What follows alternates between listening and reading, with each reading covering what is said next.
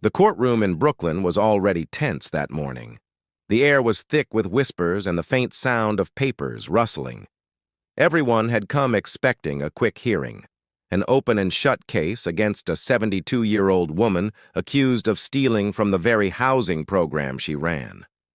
No one expected what happened next. When the door opened, an 8-year-old black boy stepped into the courtroom, holding a folder almost as big as himself.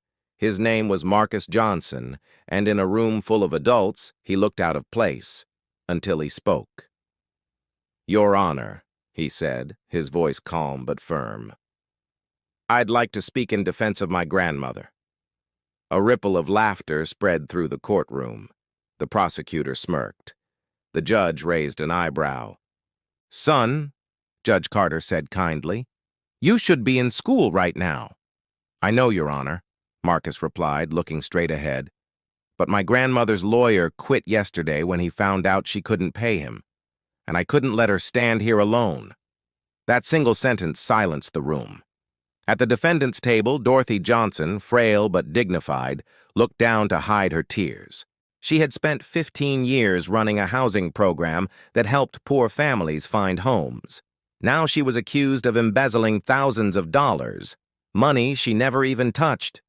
The prosecutor, David Richardson, was known across New York for his record-breaking conviction rate. To him, this was just another easy win. "Your Honor," he protested, adjusting his tie, "this is absurd. A child cannot represent anyone in court." "I'm not representing anyone," Marcus said politely. "I just want to tell the truth." Judge Carter studied the boy for a long moment, then nodded. "You may speak, Marcus, but you'll have 5 minutes." Marcus opened his folder, revealing a stack of color-coded papers, newspaper clippings, and even hand-drawn charts. Every juror leaned forward. "Every Sunday night," Marcus began, "Grandma and I would check the program bills at the kitchen table. Blue for expenses, yellow for income. She made me do it to learn responsibility. 3 weeks before the money disappeared, she told me someone had been tampering with her account." The prosecutor rolled his eyes, but Marcus didn't waver. He pulled out a notebook filled with neat handwriting. "She wrote everything down here," Marcus said. "When the withdrawal started, she reported it, but no one believed her." Richardson stood up, his voice sharp. "Your Honor, we are wasting time with a child's fantasies." Marcus turned to him, calm as ever. "Sir, my grandmother always says to let people finish speaking before you interrupt. That's what respect looks like." The crowd chuckled softly. Even the judge couldn't hide a smile. Then Marcus flipped to another page. "Here's what we found. On September 12th, $1,500 was withdrawn for roof repairs. But the roof was never repaired. I have a photo from the next day." He held up the picture. "The roof looks perfect." The courtroom buzzed. "Then another $1,800 was taken for new security equipment," Marcus continued.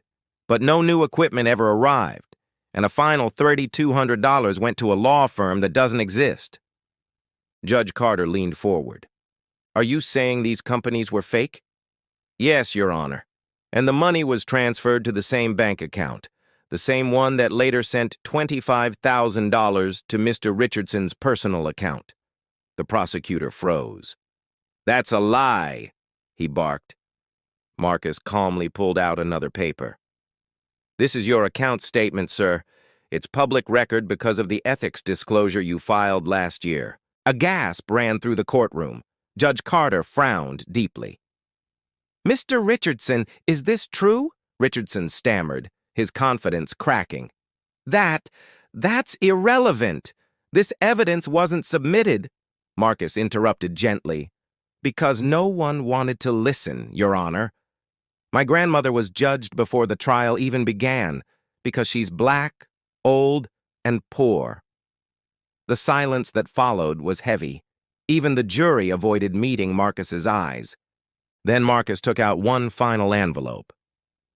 "Inside this," he said softly, "is a recording of Mr. Richardson's phone call, where he admits to framing Grandma Dorothy for political gain." The judge's eyes widened. "How did you get that?" It's from his office phone, Marcus explained. It's recorded automatically for transparency.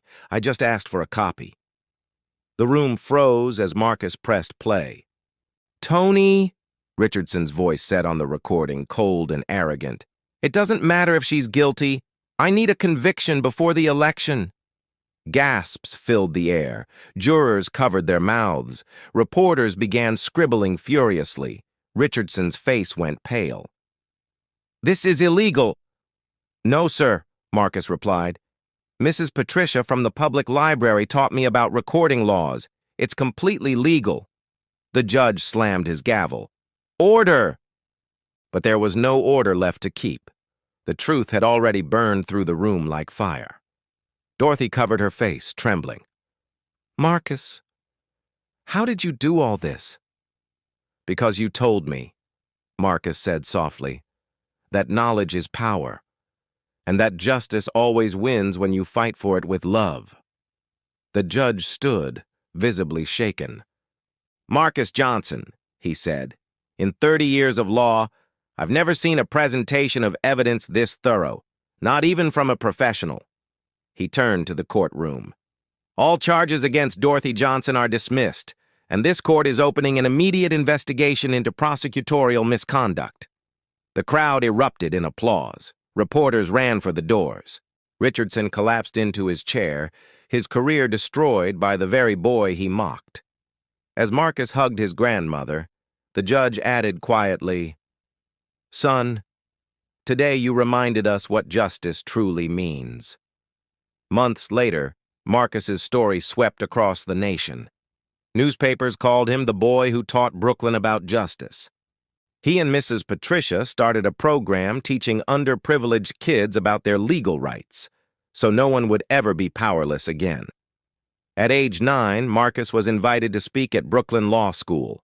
Standing before hundreds of future lawyers, he said, True justice doesn't happen when you destroy someone.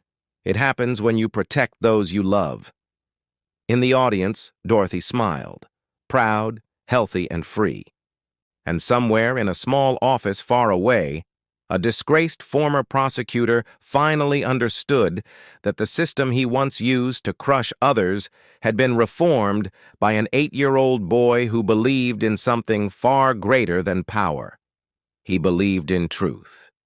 Because sometimes, the most powerful lawyer in the room isn't the one with a degree, but the one with a heart full of courage.